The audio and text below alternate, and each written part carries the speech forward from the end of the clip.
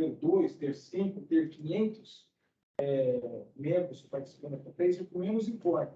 O mais importante é registrar-se no cenário da história com um trabalho como esse.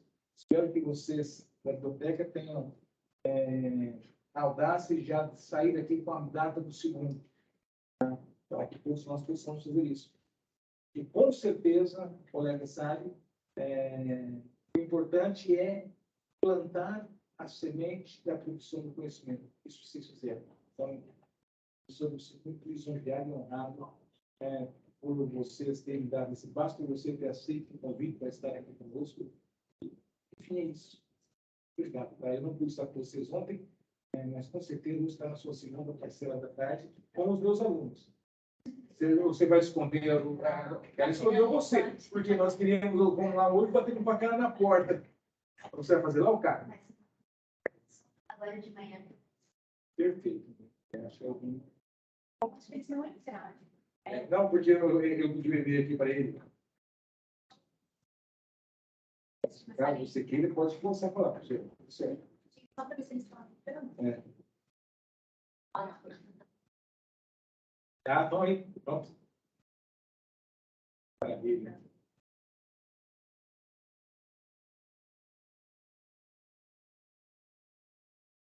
Bom dia, professor. Tudo bem? Já estamos vendo o senhor e vamos começar então o nosso bate-papo. Muito obrigado. Bom dia para vocês. Vamos dar continuidade, né, à nossa programação da primeira semana da Biblioteca do CCS. Quem não me conhece, eu acho que tem alguém aqui que está me vendo pela primeira vez? Não, obrigada. Porque a maioria eu já estou reconhecendo de ontem, né? Então, agradeço a presença de vocês. Eu sou a Lise, estou na direção agora da biblioteca. E foi com muito carinho que a gente preparou essa programação para vocês. O professor Luiz já fez uma introdução maravilhosa, que eu gostei bem mais sucinta ainda. Estou feliz porque tem mais gente aí com a gente, pessoal de onde você está mesclando, está cada vitória. Legal, né? E eu já vou passar a palavra para a Ana, que é a nossa palestrante, vai falar aí sobre revisão integrativa, Pilar de São Paulo. Se quiser se apresentar de novo, falar mais, tá muito fácil.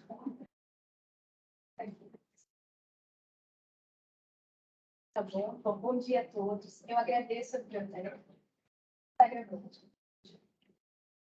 Bom dia a todos. Eu agradeço a Biblioteca da UFS pela oportunidade de estar com vocês hoje, né?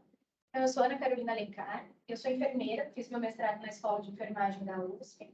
Eu trabalho na Wolters Kluwer, que é uma empresa de publicação científica que disponibiliza bases de dados aí para instituições de saúde, instituições de ensino e, em especial, para o portal de periódicos da CAPES. Então, esse é o contexto de eu estar aqui hoje. Vocês têm acesso à OVID, que é uma plataforma de busca avançada em saúde, pelo portal de periódicos, onde vocês conseguem acessar tanto a Medline como revistas que a CAPES contrata. Tá? A OVID ela tem um diferencial que é a assertividade, a efetividade da busca. Quando vocês quiserem fazer treinamentos específicos para esse uso, vou ficar no e-mail de vocês, depois aqui dessa apresentação, e aí a gente consegue marcar treinamentos, tanto em grupo, o professor com seus alunos, né? Ou então treinamentos individuais também, para pegar a pergunta de pesquisa de vocês e executar uma estratégia de busca na OVID. Tá? Então, fiquem bastante à vontade aí. Nosso objetivo hoje é falar especificamente de revisão integrativa. Então, quando escolher qual é o objetivo da minha pesquisa, né, a ponto de eu selecionar esse método de pesquisa, a revisão integrativa, e como estruturar, certo? Nós falamos ontem sobre os tipos de revisão de literatura, então a gente explorou bastante de manhã os 4 principais tipos, revisão de sistemática, meta-análise, revisão de escopo e revisão integrativa, diferenciando cada um deles. E hoje eu vou me ater especificamente a essa metodologia, que é um método emergente dentro dos tipos de revisão, e ele tem aí algumas questões para serem conversadas ainda a respeito dele, certo? Quem quiser participar, qualquer dúvida que vocês tenham, podem comentar aí durante a apresentação, eu não me importo, tá? Podem perguntar. O pessoal online também, se quiser mandar mensagem no chat, o chat está aberto para quando vocês tiverem dúvidas. Tem o link de participação, eu coloco depois ao final para vocês, que eu acabei esquecendo de incluir aqui na apresentação, mas não me deixem esquecer, tá? Para vocês ganharem uma certificação em parceria com o portal de periódicos da CAPES. Eu começo trazendo essa informação, então eu vou basear essa apresentação em um autor específico, que é o Altman, e uma outra autora também, que eu sempre esqueço como pronunciar o nome, mas enfim, a referência está nos slides acompanhar. Mas ele traz esse fato, e é um fato que a revisão integrativa é um método bastante criticado, por ter um potencial de viés e uma falta de rigor. Então, a gente escuta bastante isso. Eu conversei ontem sobre a hierarquia dos tipos de revisão, em que dentro da academia a gente olha a revisão sistemática como esse método que é sistemático, que é rigoroso, que tem um peso maior quando a gente fala de prática baseada em evidências. E aí eu olho para a revisão integrativa como um tipo de revisão que tem menos valor ou que tem menos peso, né? Isso é bastante comum e isso reflete nas publicações científicas. Então, normalmente, uma revisão integrativa, quando ela não é bem feita, quando ela não segue passos bem estruturados, ela vai ter uma dificuldade maior, vocês terão uma dificuldade maior na publicação da revisão integrativa. Então, tem mesmo revistas de revisões que não aceitam revisões integrativas. Isso depende muito de como a gente estrutura essa pesquisa. Tá? Então, ele traz essa necessidade. Esse artigo é de 2005, então ele é bastante antigo, onde eles trazem uma atualização de um outro artigo de 95, e o que eles propõem é exatamente trazer novos conceitos ali, uma nova estruturação, e deixar para a comunidade científica essa necessidade de trazer um rigor metodológico maior para as revisões integrativas. Recentemente, a gente tem um livro também, que depois eu coloco para vocês a referência, que é um passo a passo de como fazer a revisão integrativa. Então, a gente tem ali, ao longo desses anos, esse desenvolvimento dessa metodologia de revisão integrativa, certo? Então, eu tenho aqui que ele é um método de análise, síntese, elaboração e conclusões, que ainda é mal formulado. Vocês vão ver que a gente utiliza muito de outras ferramentas, outras plataformas, né? Ou outros métodos de avaliação de outros tipos de estudo, para poder trazer o rigor metodológico para esse tipo de revisão. Então, a recomendação é não fazer? Não, pelo contrário. Vocês vão ver que ele tem um objetivo, né? A revisão tem um objetivo bastante interessante, bastante útil para a implementação de práticas baseadas em evidências, em especial em sistemas complexos. Então, eu vou pensar em sistemas de saúde, eu vou pensar em políticas públicas de saúde, e aí olhar para uma revisão integrativa é bastante interessante, é bastante útil dentro desses contextos. Eu só preciso tomar todos esses cuidados de seguir um rigor metodológico enquanto eu estou elaborando esse método. Só para um pouquinho essa discussão. Será que a revisão narrativa, ela realmente não tem essa força de trazer uma informação nova? Ou será que há uma estrutura montada para as revisões sistemáticas? Vou excluir a meta-análise, para a sua revisão sistemática, e que ela ocupa e ela é trazida como primeiro nível de evidência, porque ela faz a junção de estudos que possam trazer uma nova verdade dentro da ciência? Será que não falta dentro da revisão narrativa também essa maior divulgação de que ela traz igualmente? Ela não é nem mais nem menos, ela traz igualmente, porque se eu sigo passo a passo, se eu tenho a construção, se eu sigo o MRD, por exemplo, produção, método, resultado, discussão. No final da introdução, eu vou colocar o objetivo. Se no final da discussão eu vou colocar a conclusão, esta estrutura, se eu consigo reproduzir colocando o método, tanto faz ser sistemático ou narrativo. Só para fechar esse comentário. Parte das revisões sistemáticas, porque o próprio nome diria que eu teria que esgotar a temática. Teria que revisar em vários idiomas. E a maioria das revisões sistemáticas não são assim. Tá? Nós aceitamos. Elas, na essência, são narrativas e não sistemáticas. Então, apenas para a gente pensar um pouquinho, quando nós vamos fazer nosso TCC, nosso mestrado, nosso doutorado, nosso pós-doutorado, uma das primeiras publicações que nós devemos encaminhar é, de fato, a nossa base empírica de literatura. Se na forma de revisão sistemática ou narrativa, vai de acordo com o objeto que eu tenho em mãos. Que o importante é que aquele estudo possa ser reproduzido e, consequentemente, ele possa ser publicado. E há sempre revistas que publicam revisões dessa natureza. Eu tenho um exemplo muito simples da revista Clínicas, que você conhece muito bem, em 2010, das provas clínicas, é uma revista com as maiores revistas do Brasil, e nós começamos a quebrar esse paradigma em 2010. E a data é muito interessante, a gente confere na literatura, amanhã eu mostro para vocês.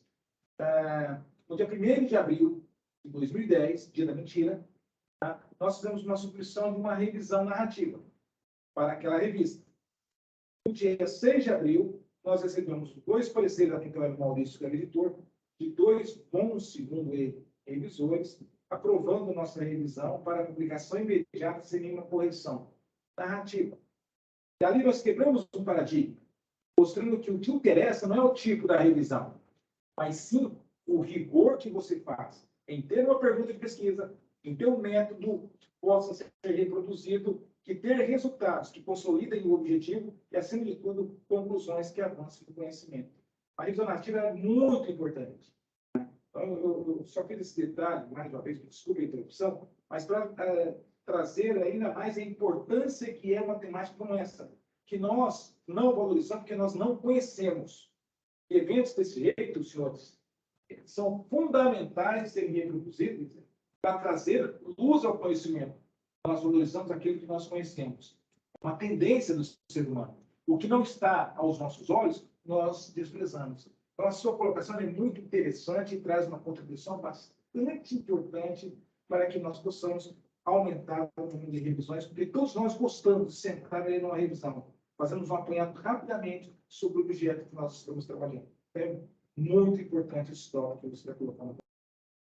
Acho que tem uma coisa importante aqui, que são os tipos diferentes de revisão de literatura, né? Então, retomando um pouco a aula de ontem. Assim, a gente não considera uma revisão integrativa, uma revisão narrativa, o mesmo tipo de revisão. São duas revisões diferentes. A revisão integrativa ela tem um objetivo distinto, e é aí que a gente vai diferenciando os tipos de revisão, como a gente conversou antes.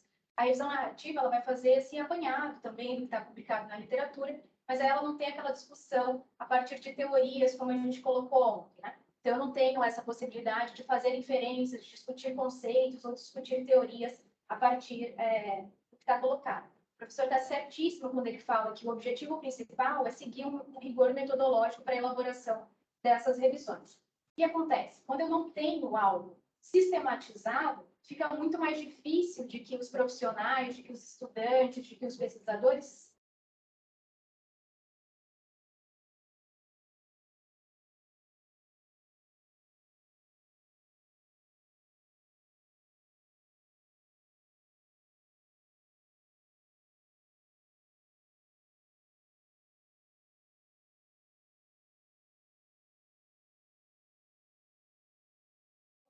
como é a questão de plágio na revisão sistemática? Porque as etapas são tão bem definidas, é tudo tão fechado, que ela tinha a sensação de que ela pode fazer um trabalho que se assemelhe muito a outro trabalho. Isso não é real quando a gente pensa nos resultados que você tira, na discussão que você vai fazer, na análise que você vai fazer, enfim, o seu olhar a partir da sua pergunta de pesquisa. Mas eu tenho isso para a sistemática. Quando eu não tenho isso para integrativo, e é isso que eu tento mostrar aqui, o avanço dessa estruturação de uma metodologia para integrativa, isso permite que as pessoas sigam um caminho que elas queiram.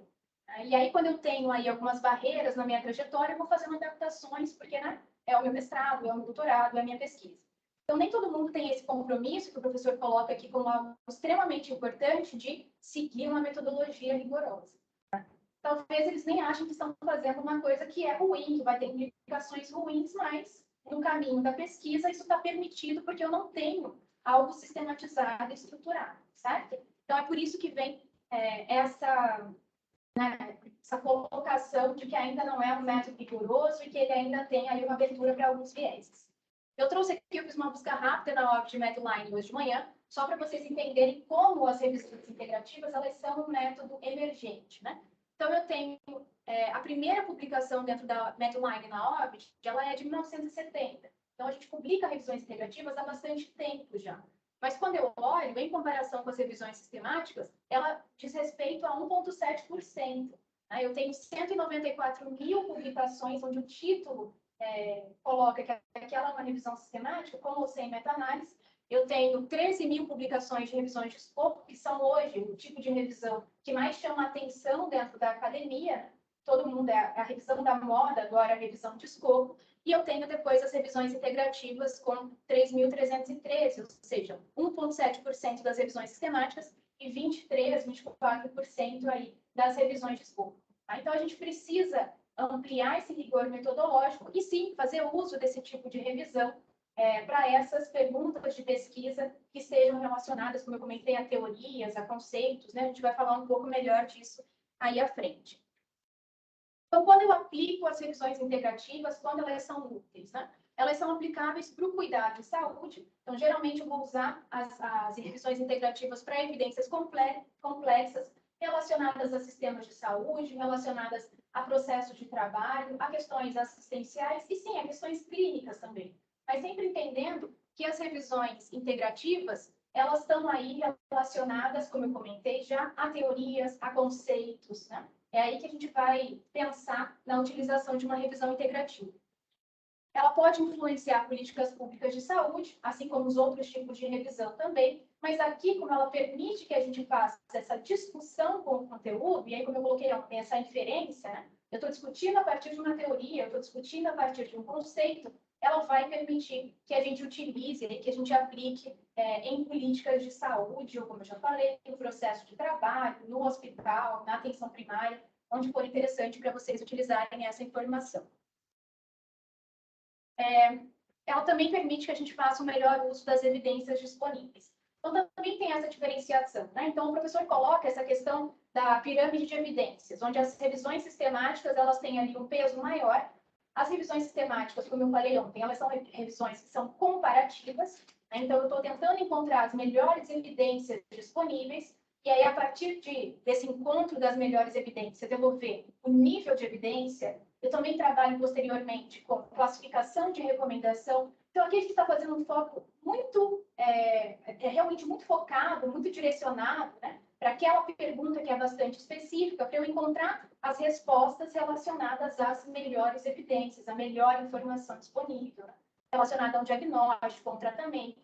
Então, aqui eu tenho uma lupa realmente muito bem direcionada para aquela pergunta que eu estou buscando. A revisão integrativa, ela também permite que a gente faça a síntese de evidências, que a gente utilize essas melhores evidências disponíveis. Eu vou garantir isso a partir de um rigor metodológico, fazendo, por exemplo, a avaliação dos estudos que eu estou incluindo.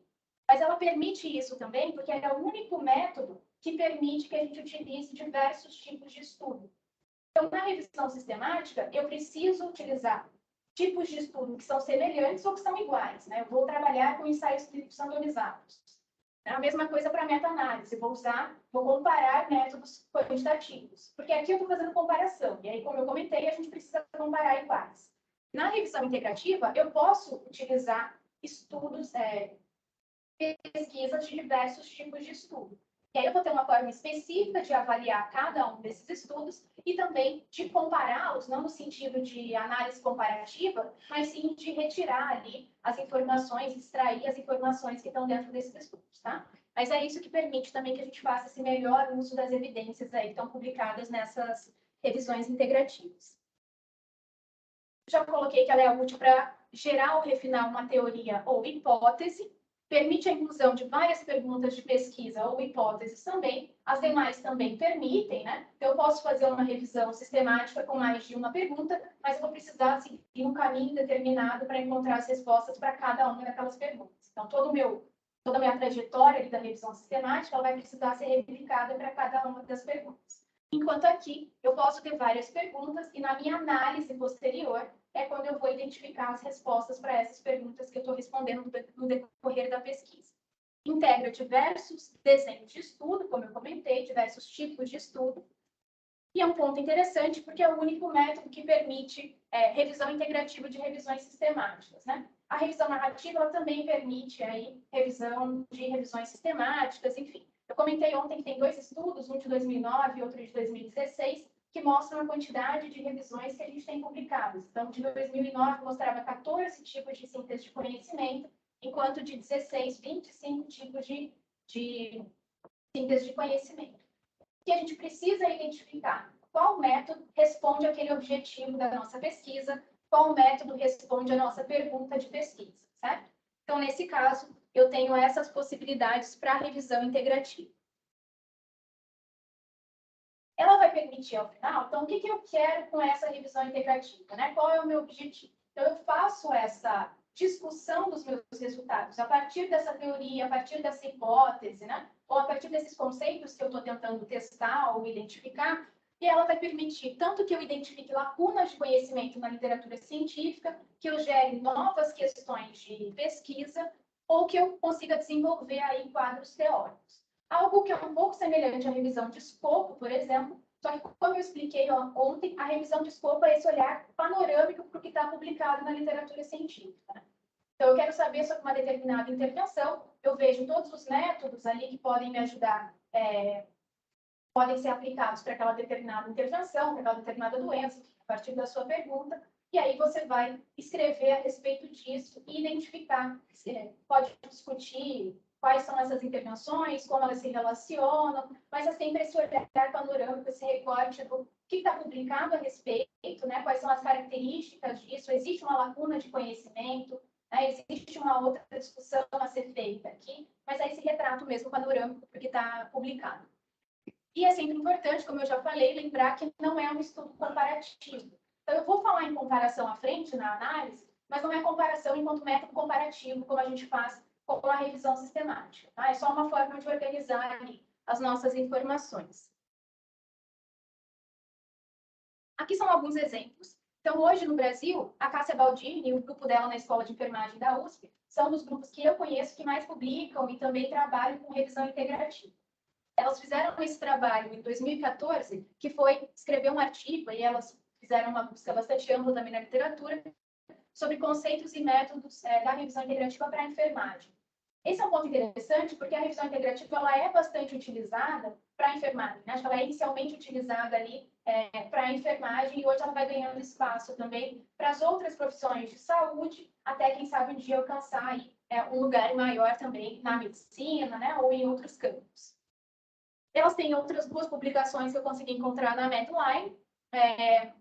Estão falando sobre o uso da revisão, o uso de metodologias para a implementação de evidências para políticas de saúde. Então, aqui, como eu comentei antes, essa possibilidade de utilizar a revisão integrativa para identificar evidências em sistemas complexos.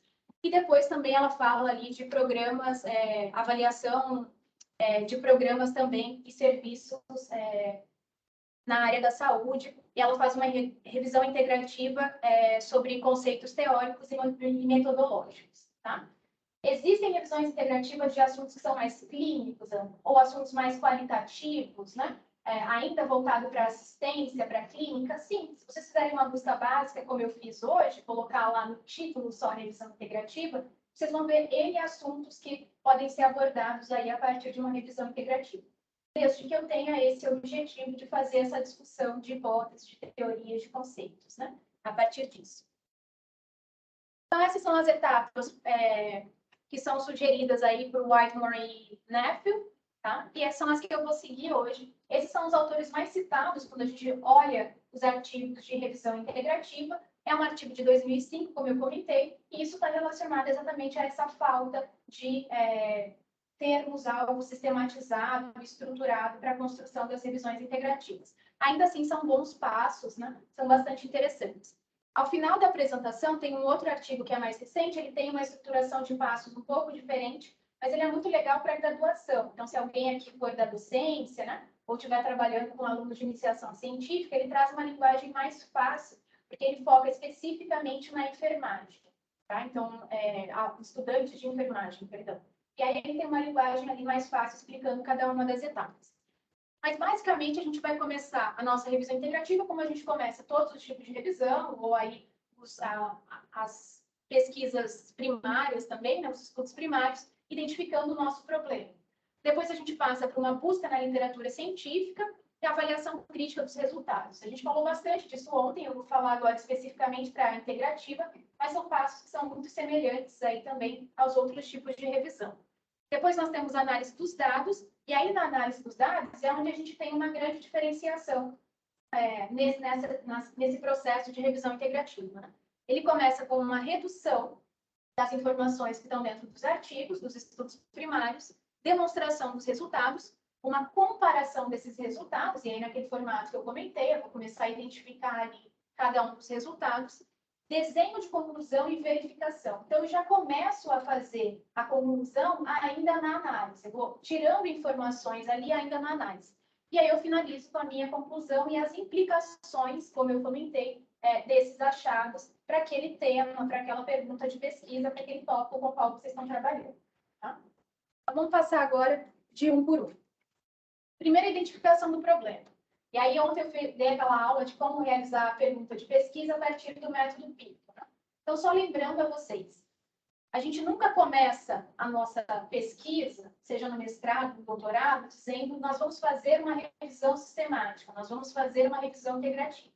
A gente parte da nossa pergunta de pesquisa. Qual é a nossa dúvida clínica? Qual é a nossa dúvida de gestão, de processo de trabalho?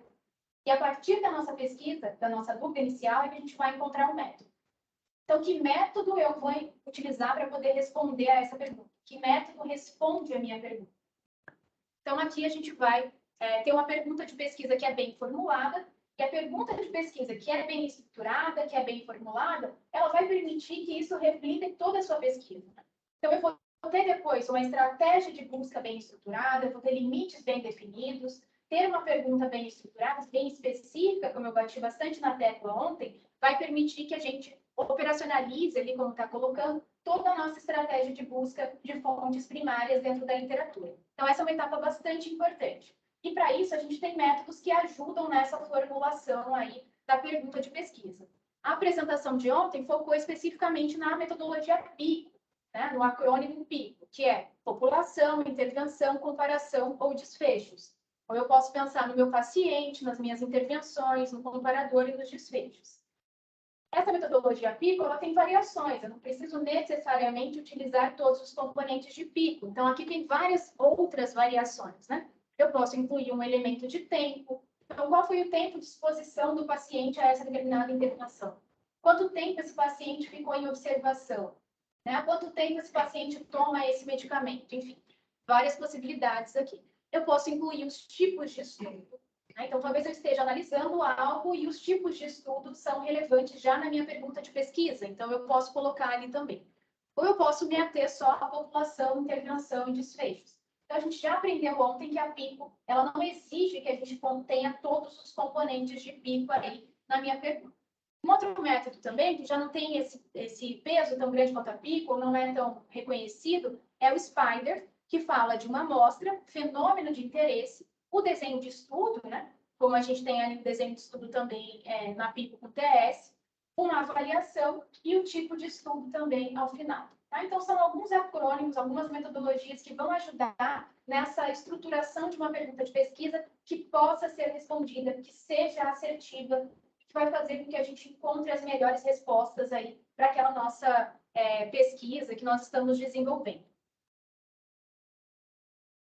Minha segunda etapa é a busca na literatura científica. Então, eu já tenho a minha pergunta estruturada, agora eu vou passar por aquelas etapas que a gente já conhece, né? Então, uma etapa crítica para o aprimoramento do rigor metodológico. Então, esse é um ponto bastante crucial. A gente não tem aqui a indicação, por exemplo, de utilizar o Prisma para as revisões integrativas, mas nada exclui a possibilidade de que vocês utilizem. Alguns autores indicam hoje que vocês possam utilizar o Prisma para poder descrever essa etapa de busca na literatura científica.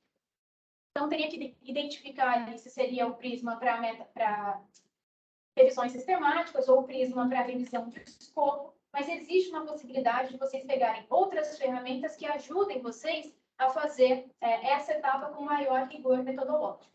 Então, basicamente, o que a gente vai fazer aqui é emprestar ferramentas de outras metodologias para poder trazer rigor metodológico para essa, entendendo que o que eu quero aqui é o objetivo desse método. Eu poderia pensar, faz logo uma revisão de escopo, e está se batendo numa revisão integrativa. Não, porque ela tem um objetivo importante, e é esse objetivo importante que eu quero alcançar. Né? Então, eu posso emprestar, por exemplo, o Prisma para poder fazer essa descrição de tudo que eu encontrei na literatura. Então, só lembrando, o Prisma é esse diagrama que nós temos, né? Então, é esse método que nós temos com critérios mínimos que a gente vai checar ali naquela checklist, os critérios mínimos que são necessários dentro da nossa estratégia de pesquisa. Então, eu começo com fontes de informação, quais foram as bases de dados onde vocês pesquisaram, né? E aí, primeiro, eu preciso identificar quais são as bases de dados que respondem à minha pergunta de pesquisa. Depois disso, eu tenho qual é a sua estratégia de busca. Lembrando que eu devo ter até mais de uma estratégia de busca. E aqui eles colocam no artigo também essa necessidade da gente ter mais de uma estratégia de busca. Tá? Tanto para a minha pesquisa inicial, para a minha pergunta inicial, quanto para cada uma das bases de dados. Então, lembrando que eu vou precisar aprender como utilizar cada uma das bases de dados, criar uma estratégia em cada uma das bases de dados para poder ter os meus resultados. Esse rigor diz respeito também a compartilhar essas informações no meu artigo. Então, eu posso compartilhar dentro do Prisma e eu posso compartilhar também no apêndice. Então, olha, para a ORB de Medline, essa foi a estratégia de busca que foi utilizada. Né? Para a ORB de Embase, essa foi a estratégia de busca. E assim por diante. No PubMed, na Sino, na Cielo, essa foi a estratégia de busca que a gente utilizou, ou essas foram as estratégias de busca utilizadas. Tá? Então, aqui eu vou manter esse rigor metodológico a partir desse, deixando claro dentro do artigo quais foram as etapas que foram seguidas. Então, eu considero todas as bases de dados que possam conter conteúdos relacionados à minha pergunta de pesquisa. Isso é extremamente importante. A gente tem uma quantidade muito grande de bases de dados. Vocês estão numa instituição pública, então vocês têm acesso a bastante conteúdo do portal de periódicos da CAPES. E no Brasil, a gente tem esse privilégio, né, de ter acesso a um consórcio que dá a vocês essas informações. Nem todas as universidades têm acesso a esse montante de informação que a CAPES dá, de alguma maneira, né, enfim, para a gente conseguir acessar. Tá? Então, é importante identificar quais são aquelas bases que têm conteúdos que respondam à nossa pergunta, que têm conteúdos com aqueles métodos que a gente está buscando, e aí considerá-las aí para a nossa pesquisa. Ainda dentro da busca, tem uma etapa importante, que é a definição dos critérios de inclusão e exclusão.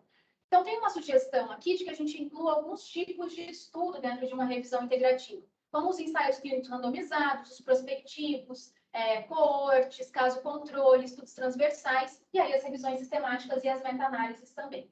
Tá? Então, lembrando, a revisão integrativa permite que eu analise diversos tipos de estudo aqui, que eu inclua diversos tipos de estudo na minha pesquisa. Também vou definir que tipo de resultado, ou pensando lá na pergunta pico, quais são os desfechos. Aí eu posso pensar também nos meus desfechos anteriormente aqui, e fazer um levantamento de desfechos que eu estou buscando. Se o artigo encontrou desfechos que eu não estava esperando, eles podem entrar nos critérios de exclusão ou não. Então, eu considero para minha pesquisa também. Idioma de publicação é bastante importante, eu falei isso ontem também. Geralmente, a gente não faz um limite aí de idioma, né? Eu não deveria fazer um limite de idioma, mas ele é necessário. Tem vários artigos que a gente não vai conseguir analisar, porque são idiomas que a gente não compreende.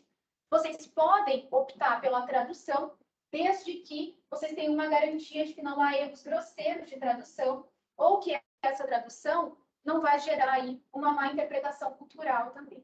Então, ficou aquela tradução estranha, não dá para interpretar direito o que está dizendo, esse artigo tem que ser excluído também. Né? O Google Tradutor está aí para ajudar, mas dependendo de como está essa tradução, esse artigo precisa ser excluído, porque aí tem alguns pontos aí de interpretação que vocês não vão conseguir considerar nessa leitura e nessa análise do artigo. Tá? Então, vocês... Só uma observação, que o Google está aí realmente para ajudar, sem preconceito.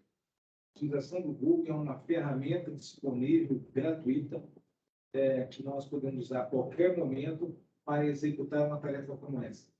Mas eu tenho uma pergunta para você com referência a como nós fazemos uma junção dessas informações. Na seção método, eu entendi que você sugere que façamos o passo a passo, inclusive citando métodos diferentes que eu utilizei para a busca em cada base, porque elas assim me comportam. É isso mesmo? Por exemplo, quando eu vou trabalhar no Linux, eu faço uma busca de um determinado modo, como os descritores no Linux. Aí eu posso fazer o uso de outros descritores noutra base, por exemplo, no Medline, ou pela vídeo, ou qualquer outra base. Aí eu vou juntar esse passo a passo com todas essas palavras-chave utilizadas para eu fazer a reprodução do método na íntegra. É isso que você colocou? Não. O que acontece? Cada base de dados vai ter funções diferentes e regras diferentes, né? Então, a nossa pergunta está posta. a pergunta tem aspectos específicos ali. Então, vamos pensar numa pergunta, eu costumo usar a pergunta de qual o impacto da Covid-19 em profissionais de saúde, adultos e adultos jovens, né? Qual o impacto, como é que é? Perdão, deixa eu pensar de novo. Qual a prevalência de burnout, por exemplo, em profissionais de saúde, adultos e adultos jovens durante a pandemia de Covid-19? Essa é a minha pergunta de pesquisa. Então, meus aspectos estão claros. Pandemia de Covid-19, profissionais de saúde, adultos e adultos jovens, e que mais burnout, certo? Então, esses são os aspectos de pesquisa. Para cada base de dados, eu vou pegar esses aspectos de pesquisa e aí eu vou transformá-los em palavras-chave ou descritores. Então, a Medline, por exemplo, tem um descritor que é o MESH, Medical Subject Headings. Então, as minhas palavras-chave, descritores e estratégias de busca, ela varia porque eu estou trabalhando nessa base de dados específica, mas os meus aspectos são os mesmos. Não variam os meus aspectos. Eu passo para Lilacs, eu passo para Embase, que tem o M3, os meus aspectos seguem o mesmo, mas eu tenho outra estratégia. É essa estratégia, do começo ao fim, as primeiras palavras, a combinação com o end of war, o resultado final, essa estratégia linear aqui, como é na Orbit, por exemplo, linha a linha, que eu compartilho no artigo, pode ser no apêndice, enfim, fica claro? O que você coloca no método, tá correto? Isso, para eu que faço possa uma reproduzir. combinação. Isso, exatamente. Então, esse é o objetivo mesmo, que outros autores possam reproduzir aquela mesma estratégia de pesquisa. Mas eu sempre destaco isso porque as pessoas geralmente pegam a mesma estratégia e elas replicam a mesma estratégia em diferentes bases de dados. Então, eu aprendi a fazer no Medline, e aí eu saio do Medline e vou para a base Lilacs, aí eu faço a mesma, eu vou para a Sino, eu uso a mesma. Então, eu não entendo nem os botões direito, né? Eu não sei nem quais são as regras. Então, por exemplo, essa base tem filtros. Adultos e adultos jovens é um filtro na Orbit. Você não precisa colocar como palavra-chave. Mas aí eu vou para uma outra base que não existe aquele filtro. Então, eu preciso incluir como palavra-chave. Né? E assim por diante. Então, eu preciso aprender cada base de dados e adaptar a minha estratégia a cada uma delas. Mas os aspectos são o mesmo. Tá? Então, nessa revisão integrativa, o correto, então, seria sempre ter um protocolo de busca embutido dentro da revisão do método? Ele não tem protocolo. Essa é uma das questões que faz com que é considerado uma revisão com rigor menor do que as demais. Né? Então, enquanto para a revisão sistemática, para a revisão de escopo, eu tenho que publicar um protocolo antes de executar a minha revisão, a revisão integrativa ela não tem um protocolo para ser publicado na Prospero, ou enfim, na Cochrane, no JBI, eu não tenho a publicação de um protocolo. Então, se eu lá no método e eu quiser colocar lá protocolo de busca, como eu fiz, né? Estaria errado. Não é um protocolo que você está fazendo, né? O protocolo, o que é o protocolo? É uma sumarização aí das etapas, é o seu planejamento, o protocolo. Então, o protocolo você vai planejar tudo que você vai fazer na sua revisão, incluindo as estratégias de busca, tudo que vai ser utilizado, você vai submeter ele em uma dessas plataformas, enfim, em um desses grupos, para que isso garanta que, ao executar a sua pesquisa, você vai seguir aquele planejamento. É uma garantia. Foi o que eu falei no começo. Como eu não tenho essa garantia, é muito fácil que os pesquisadores sigam ali o caminho que convém até, mesmo que não seja por mal.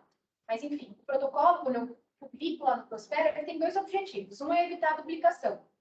Então, se já está publicado, eu consigo identificar outras revisões, por exemplo, que já foram publicadas anteriormente, ou que estão em andamento ou que já foram realizadas.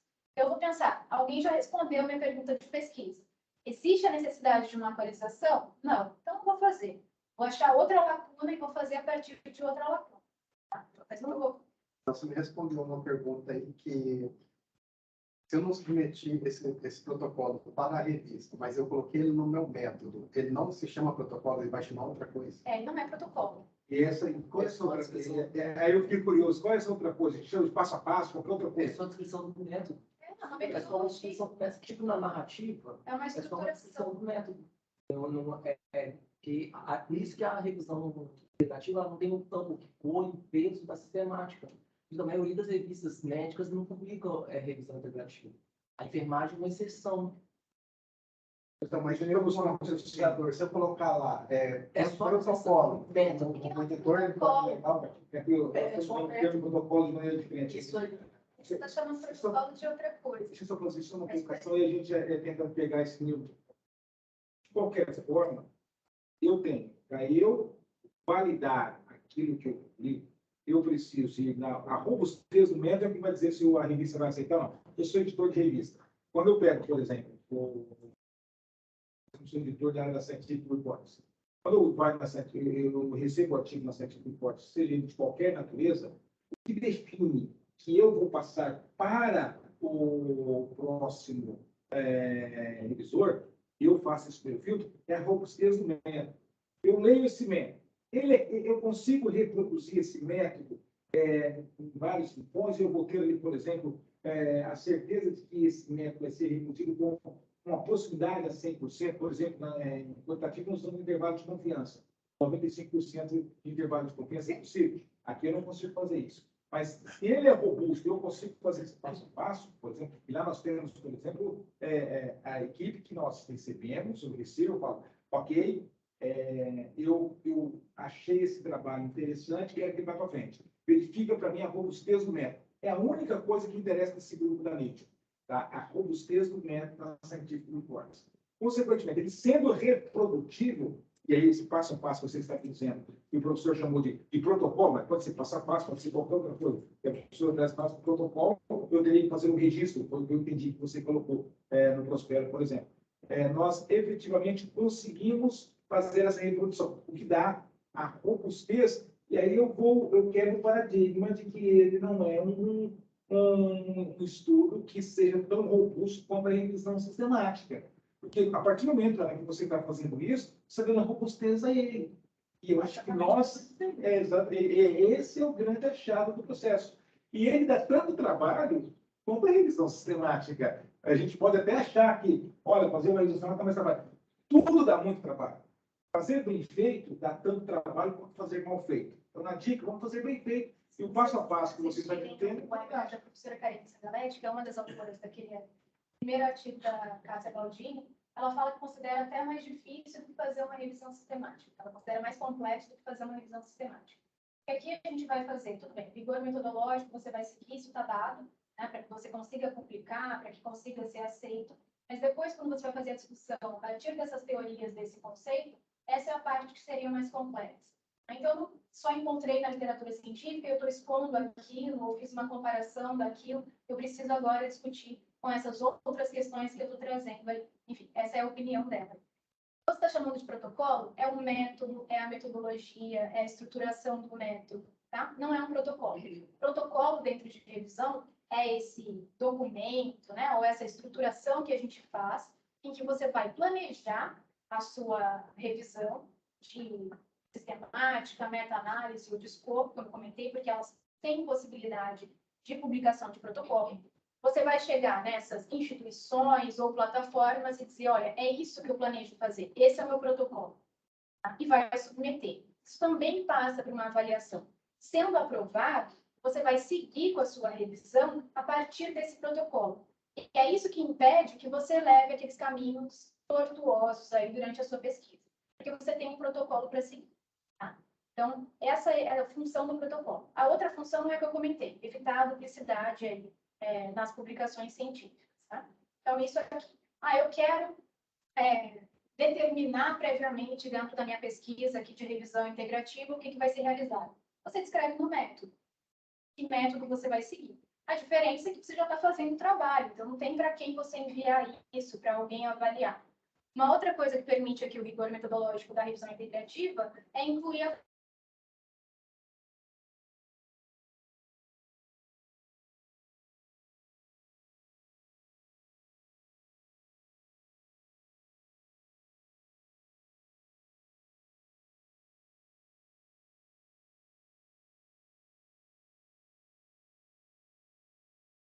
para o Léo e para a Lise fazer isso para mim? Não. Um dos avaliadores, uma das pessoas que está buscando, precisa ser alguém que compreenda sobre o tema, né? Que tenha já experiência no tema de pesquisa. Mas o outro pode ser o bibliotecário, que vai te ajudar ali na estratégia, certo? Então, essa é outra coisa que traz a robustez também. Agora, todo esse processo, ele deve ser descrito na metodologia, tá? E aí, como a gente comentou ontem também exaustivamente, a ideia é que possa ser reproduzível por outros profissionais, por outros pesquisadores, até porque a gente precisa sempre pensar, como eu comentei ontem, quem é o usuário do conhecimento. Então, eu vou pensar se os usuários são pesquisadores, tanto na evidência final, na informação final que vai chegar até eles, como nessa possibilidade de reproduzir, de replicar o meu estudo em outros contextos, em outras realidades. Tudo bem? Ficou claro? Só uma última pergunta. E esse protocolo que eu criei, no caso, ele pode ser publicado junto com a revisão que eu fiz? Integrativa não tem protocolo. É porque Mas se protocolo fosse é um ato oficial. Protocolo é um ato oficial, que foi acatado por uma comissão, por instituição. É só Foi feito o registro. Então, o termo protocolo é um registro que você vai fazer dentro de uma base para que você possa efetivar como uma COCLIN, por exemplo. Você vai escrever um protocolo lá dentro. Então, você passou a ser o detentor daquele protocolo. Então, o que a professora está colocando para nós é que essa tecnologia ela é inadequada de ser utilizada na seção método quando você não faz esse percurso. Sim, mas E aí aí você pode chamá-lo dentro da seção método, caminho, percurso, o que você quiser. Você não pode chamar de protocolo, de acordo com a sugestão que ela vai fazer, porque se ela for chamada, você vai ter que citar o protocolo do Prospero e citar o número que você o fez. Justamente, porque ela coloca para nós que esse rigor, que efetivamente o protocolo nos dá, que impede que o autor do protocolo possa desviar para fazer uma adequação da sua busca de dados que ele se propôs a fazer. Na revisão narrativa, a crítica, segundo a professora, é que efetivamente nós encontramos essa maior facilidade que não há esse registro, não é necessário fazê-lo. Então, nós não chamamos de protocolo, nós vamos abolir essa expressão protocolo quando falamos em revisão integrativa. Essa é a ideia, professor? Qualquer tipo de revisão, né? Ele tem esse objetivo muito claro. Esse protocolo que você publica antes de executar a sua revisão. Nós somos mais velhos, nós aprendemos com protocolo. Quando a gente ia lá na Birene, por exemplo, bater a porta do pessoal para nos ensinar, que não tinha internet, não tinha nada, nós batíamos na porta e nós sempre fomos condicionados e aprendemos, a partir desse condicionamento, a chamar tudo isso de protocolo. Então, nós vamos, coloque seu protocolo como era sinônimo de dizer, o protocolo deverá ser colocado na seção método para que ele possa ser reproduzido. Aí as coisas vão se adaptando, e você traz para a gente essa atualização. Claro, professor. Então, tá bom. Mais algumas questões relacionadas à definição dos critérios, né? Período de tempo. Eu sempre comento, o ideal é não definir um período de tempo, a menos que eu tenha uma justificativa muito clara para isso, como, foi implementada uma política pública de saúde, e aí isso impacta ali naquele período de tempo, ou então, como a gente tem com o Covid-19, eu coloco a partir de 2019 em diante, né? Então, não havia nada a respeito até essa determinada data. Mas o essencial nos tipos de revisão é que eu faça SWOT mesmo, que está na literatura científica. Tá? Para a revisão integrativa, esse não se exige aí que você não coloque o período de tempo como é para a sistemática ou para a meta-análise. Né? A gente costuma classificar a sistemática, a meta-análise, que a gente chama de revisões de agregação. Então, elas vão ter essa busca exaustiva na literatura científica. Revisões de escopo, integrativo, elas entram nas revisões de configuração. Elas permitem aí, a partir de justificativas, um limite temporal. Tá? Os métodos, é interessante colocar que não há restrição de tamanho de amostra, então, como aqui não é um estudo comparativo, eu não preciso fazer o que eu faço com a sistemática, né? Que eu preciso ter amostra semelhante, população com características semelhantes. Eu posso pensar aqui em tamanhos de amostras diferentes. Mas é importante pensar nessas semelhanças dos artigos também, considerar o que é importante manter nessas análises do que é semelhante, do que é próximo nesses artigos. E aí, sugere-se, como eu comentei, a revisão por pares, e há uma sugestão de utilização da ferramenta PRESS para fazer essa revisão por pares. Então, aqui eu volto naquela ideia de que, sempre que vocês precisarem de uma ferramenta, de um método, e não encontrarem, procurem outros métodos validados, de outros tipos de revisão, que vocês acreditam aí, na literatura, que eles possam atingir esse objetivo na revisão integrativa também. Então, o PRESS ele já é indicado, então quem quiser utilizar, pode utilizar o PRESS aí também. Etapa 3, avaliação crítica dos resultados. Então, agora é o momento em que a gente já encontrou os estudos primários, né? A gente já fez a busca pelos estudos primários e vai começar a avaliar esses estudos. O que eu tenho aqui é, de novo, a sugestão de que essa avaliação seja feita por pares. Isso é bastante importante, gente, para vocês verem a importância, uma revisão sistemática da Cochrane não aceita a revisão sistemática, né? A equipe da Cochrane não aceita a publicação ou submissão de revisões sistemáticas que tenham sido feitas por uma única pessoa, tá? Porque isso gera um viés bastante grande. Então, é ideal que você tenha, para publicação na Cochrane, no mínimo 2 autores ali para aquela revisão sistemática. Então, manter essa prática é importante também aqui na revisão integrativa, certo? Eu posso dividir? A pessoa lê metade dos artigos e eu leio a outra metade. Isso não é avaliação por pares, tá? Nem na parte da estratégia de pesquisa, nem aqui na parte da avaliação das pesquisas. São os dois seguindo os mesmos caminhos. Bom? Eu tenho que essa avaliação, então o que acontece aqui? Por que aqui se torna complexo? Se eu tenho vários tipos de estudo, para avaliar cada um deles, eu vou precisar de um método diferente. Então, eu vou precisar optar por um método de avaliação de estudos quantitativos, avaliação de estudos qualitativos, avaliação de métodos mistos, né? Então, eu vou precisar optar aqui por vários tipos de avaliação para poder avaliar cada um deles. E aí, vocês fazem essa seleção também, descrevem sempre isso na metodologia, quais foram os métodos utilizados. Então, aqui eu tenho duas sugestões também de avaliação. Então, ali eu tenho, né? O método de avaliação de estudos qualitativos e métodos mistos são particularmente aplicáveis na revisão integrativa. Então, vocês podem pensar nesses métodos de avaliação também, tá? E aí eu tenho esse scoring system, que pode ser utilizado, e tem também o Critical Appraisal Program, que pode ser utilizado também para essas avaliações. Tudo bem? Então, lembrando, tem vários tipos de estudo, vou precisar avaliar cada um deles a partir da sua metodologia. Avaliei, aí eu defino se eles entram ou não, se eles seguem ou não no meu estudo. E agora a nossa análise de dados, que é o que eu comentei como a etapa que mais se diferencia aí com relação às outras etapas da revisão sistemática, da meta-análise ou da revisão de escopo. Então, a análise dos dados, ela se divide em 4 etapas, e a primeira delas é o que eles chamam de redução. Então, redução é essa técnica de extração dos dados e de codificação desses dados. Então, agora a gente vai começar a trabalhar com classificação dessa informação, desenvolvendo subgrupos, tá? E organizando essa informação aí nessas classificações. Então, qual é a etapa dessa redução? Eu começo fazendo a estruturação que seja semelhante, que seja pré-determinada. Então, o que é isso? Eu vou definir, a partir da minha pergunta de pesquisa, quais são as principais características dos artigos para onde eu estou olhando. Não é fazer um abstract de cada artigo, tá? Não é chegar e colocar título, autores, resumo. Não. Eu defino ali, aí você pode estruturar como uma tabela. A questão é que para cada artigo, estudo primário, eu vou ter uma página. É um resumo em uma página com aqueles principais aspectos para os quais eu estou olhando no artigo. E aí, essa estruturação, ela é pré-definida. Isso quer dizer que para cada artigo que vocês vão olhar para esses mesmos aspectos, ou para essas mesmas questões, tá? É uma padronização.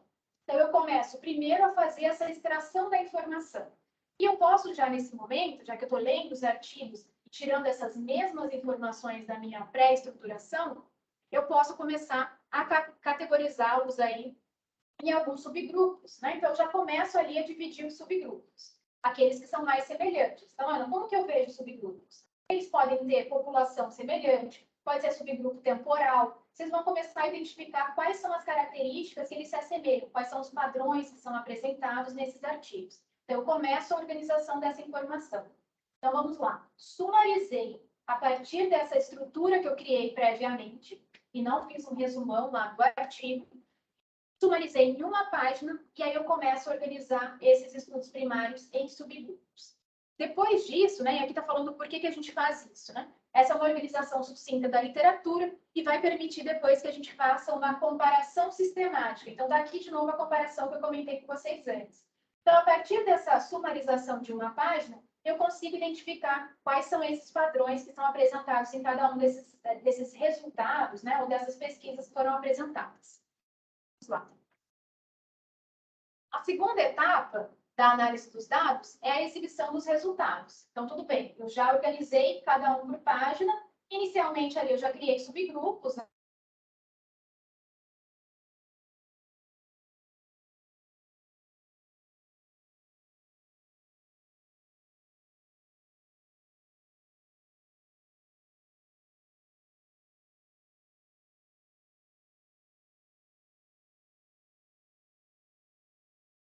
principais, removendo as informações dos artigos primários. Agora eu vou criar um sistema de classificação.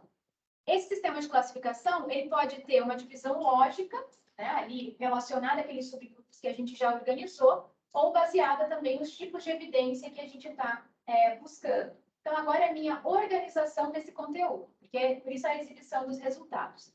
E aí, como eu comentei antes, eu posso organizar esses subgrupos por contexto, por característica da amostra.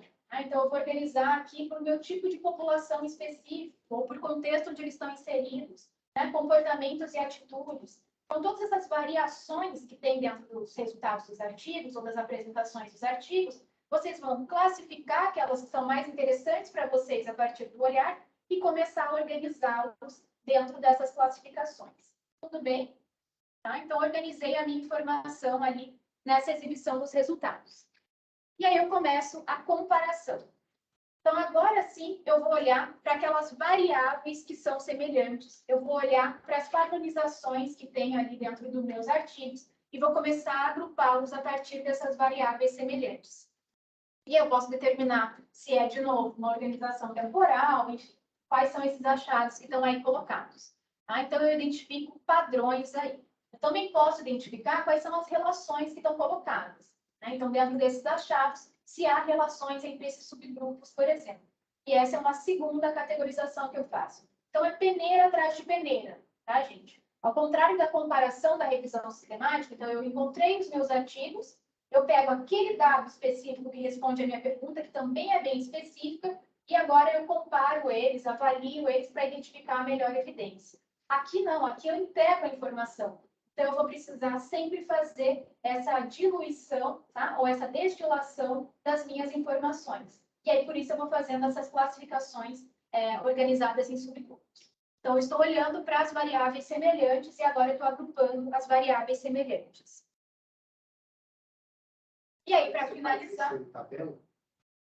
Então, a professora Karina ela evita as tabelas, né? O que seria de método dentro da revisão integrativa seriam mesmo essas páginas em que a gente sumariza os aspectos principais. Você pode, aqui tem uma indicação que nas conclusões finais você pode organizar os resultados em tabelas ou diagramas. Eu acho que fica a seu critério. Essa parte da sumarização, eu acho que ela é textual mesmo, tá? Para mim, ela é realmente textual. Os resultados finais, como você vai apresentar esse resultado final, ele pode ser colocado em tabelas. Qual que é a diferença? O meu objetivo não é fazer o que a sistemática faz. Os autores tal, a pesquisa tal, essa é a síntese de evidência. Aí você começa a fazer essa comparação entre as diversas sínteses de evidências. Não é esse tipo de apresentação de resultados. É resultado por subgrupo, e depois por classificação, e depois por variáveis semelhantes. Tá? Então, imagine que isso você pode organizar de alguma forma essa informação, mas ele vai ser sempre uma discussão entre uma informação e outra. Tá? Por isso que a gente fala em relação, em discutir a relação ali, identificar se tem relação entre as informações. Faz sentido? Pegar os artigos já de revisão integrativa para a gente identificar o que você está falando. Eu acho que você está focado em como isso fica no papel, né? Então, tipo, como eu coloco isso no papel? O evento foi publicado para ver como vocês... Não, é importante, mas aí eu acho que essa é a recomendação mesmo, olhar como eles se organizaram ali em métodos, dentro da pesquisa mesmo. Tá bom? Você teria, depois que terminar o bate-papo, você teria como listar para a gente uns 2, 3 exemplos de artigos que nós podemos utilizar como modelo, exceto aqueles que você já listou, por exemplo, pode ter um artigo publicado em tal lugar, ou o próprio seu que você publicou. Esses autores eles fazem uma revisão integrativa a partir dessa metodologia deles, é uma revisão integrativa. Então, se você ler o artigo, eles estão fazendo a partir do tema de revisão integrativa deles também. Tá? Eles listou anteriormente. O autor principal, que é o Whitehall Network. Tá? Tem esse, e posso ver outros também para vocês, de como isso fica publicado no artigo final depois. Tá bom? Imagina. Vamos lá? Então, agora, desenho e conclusão de verificação. E aí, como eu expliquei rapidamente lá quando eu estava falando das etapas, quando eu falo desse desenho de conclusão, é porque aqui a gente já começa a escrever uma parte da conclusão. Então, não deixa a conclusão para o final, naquela parte do conclui-se que, etc, etc. Eu estou fazendo uma análise daqueles padrões, daquelas variáveis, e aí eu já vou fazendo um interpretativo aí dessa descrição desses padrões e desses relacionamentos entre os meus achados. Tá? Então, aqui eu já tenho esse exercício.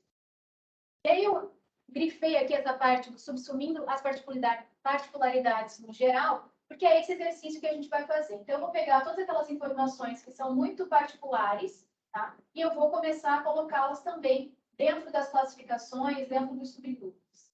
Então, a ideia não é criar generalizações, mas eu tiro ele do particular e eu faço ele parte ali de daqueles meus padrões, de uma daquelas minhas relações, tá? Então, como eu comentei, esse método de destilação mesmo, eu vou filtrando ali as informações.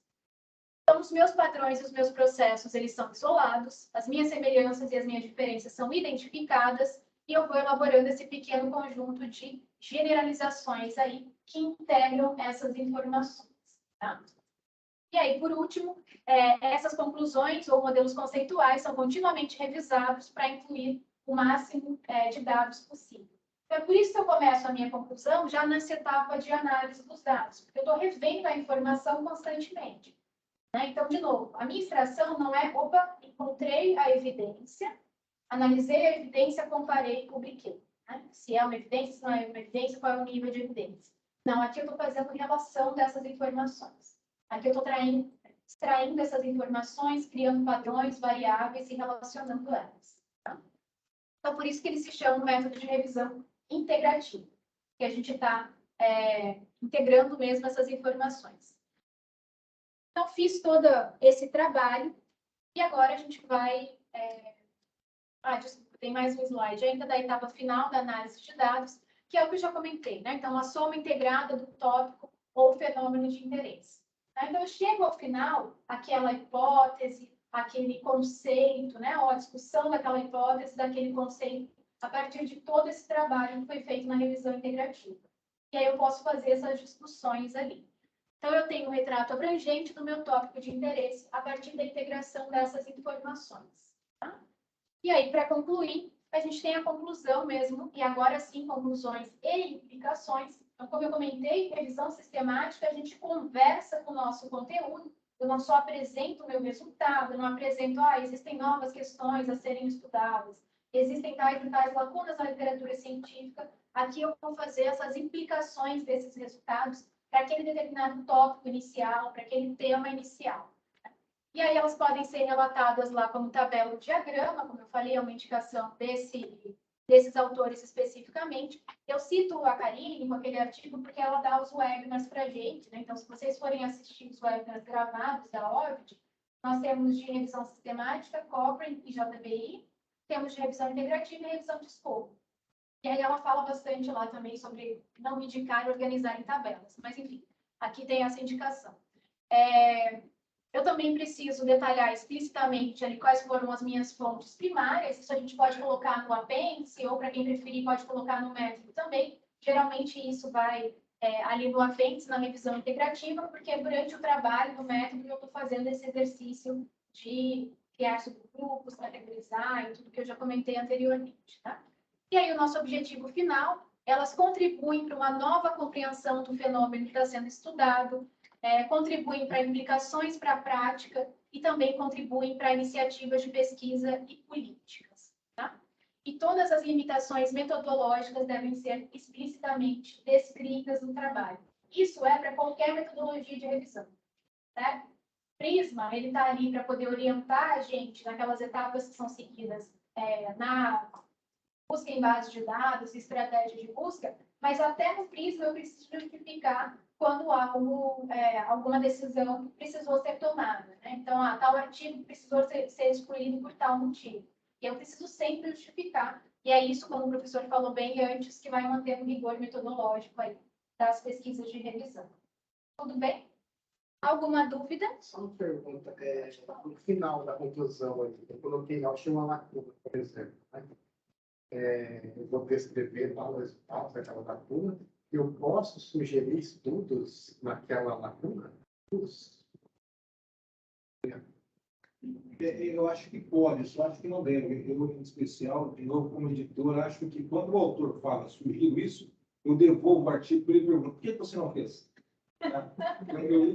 Essa é a pergunta que eu faço como editor. Pode ser que eu esteja enviesado. Eu respondo para ele, depois ele responde para mim, eu toco o artigo do para frente ou não. Eu acho que quando você chega num determinado assunto, você avançou no conhecimento, perfeito. Quem deve achar ou não, se você pode avançar, pode sugerir novos estudos sobre isso, é o leitor. Porque uma regra básica é respeite o leitor. O leitor ele é um cara muito inteligente, ele está acompanhando o teu material, ele está lendo o que você escreveu, ele está perdendo o tempo dele com você, ele escolheu o teu assunto e ele não gosta de ser aviltado na sua inteligência. Então, isso a gente tem aprendido ao longo dos anos a respeitar o leitor, que é a regra máxima da escrita científica. Tá? Devemos, sim, aliás, podemos, mas a minha opinião em especial é não devemos. Tipo assim, por exemplo, se você tem 2 anos para fazer uma pesquisa e já prorrogou ela, e aí você achou a tua lacuna lá no final, não dá tempo de você fazer, você tem que encerrar aquela pesquisa para começar outra. Exatamente. Você encerra aquela começa outra. Tá, mas Você, naquele artigo... você não sugere para o outro fazer. Porque, do meu ponto de vista, você caracteriza, você avilta a inteligência do leitor. Ele tem que concluir isso. É a essência para você dar sequência à continuidade do processo de ensinagem, como nós colocamos, que o leitor nos ensina muito nessa questão. É apenas um ponto de vista, Leonardo. Nada além disso. Por isso, de editor. Que ele, com os anos, a gente vai aprendendo essas coisas e para você manter uma revista sendo lida, porque o importante não é só ler o artigo, o importante é ler o artigo, é citar o artigo, para que você tenha os dados bibliométricos para que a revista possa efetivamente continuar tendo fator de impacto. Isso eu concordo com o professor, né? Então, acho que tem várias questões. Tem a questão do tempo, você passou um tempo fazendo essa revisão e aí você precisa publicar os dados, porque esses dados são relevantes. Uma outra coisa a minha lacuna é num tipo de estudo, num tipo de pesquisa que não é a minha área de atuação, que é a área de atuação de outra pessoa. Então, outra pessoa vai fazer, e eu já contribuí muito identificando essa lacuna.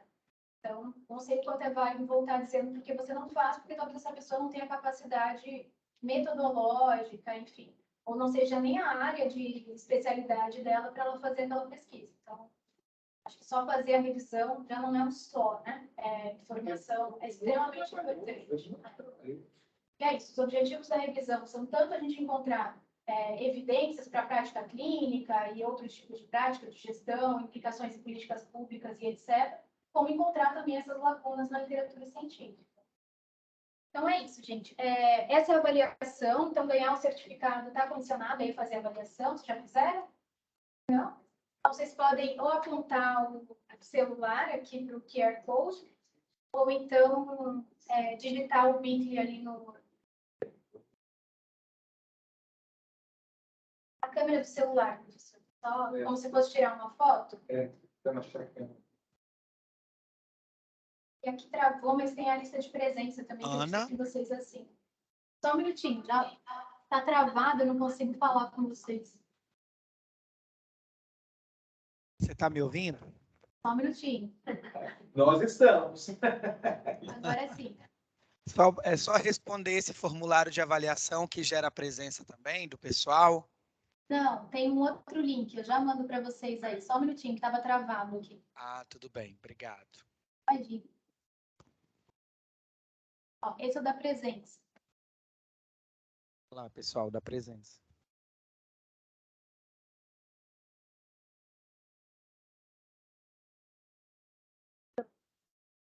Aí vocês podem digitar, gente, o link ou então apontar de novo a câmera. Aí o certificado eu envio uma semana para vocês, tá? Então, semana que vem eu já envio os certificados. Envio a apresentação também, para vocês não ficar com uma referência. E das 4 referências que eu usei ali, tem uma faltando, que até o Léo me lembrou hoje, que é esse livro de revisão integrativa, que também é bem interessante para vocês, como ele é mais atual, né? Para vocês começarem a seguir a partir do livro também, quem puder acessar. Esse livro está disponível na web, a gente adquire, como é que funciona? Dá para adquirir, professor. Ele está disponível pelo Springer, mas a gente não tem acesso gratuito. Como é que eu Eu não lembro de qual, mas é mais ou menos Integrative Review, Step by Step. Se você digitar esses termos, eu vou te dar o... Mas qualquer coisa, manda ali na biblioteca que a gente devolve o link, né? Então Então é isso. Eu convido vocês para fazerem os treinamentos de OBIT também, né? Estou devendo para o Léo um webinar com relação a isso, mas a OBIT sempre permite uma busca mais assertiva, a OBIT em Medline em OBIT, né? Uma busca mais assertiva do que a busca no PubMed. Eu sempre recomendo que vocês incluam o OBIT nas pesquisas de vocês, tá?